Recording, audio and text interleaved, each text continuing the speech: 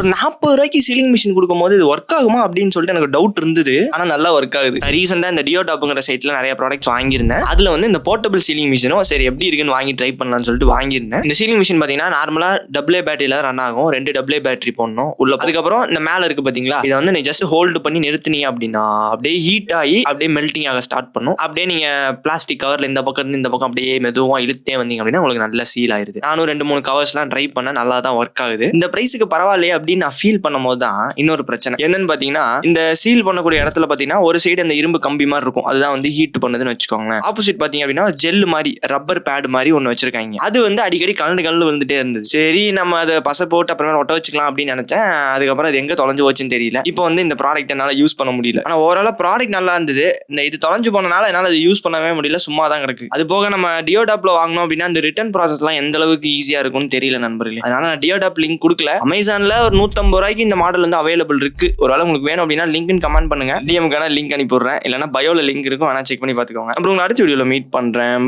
போய்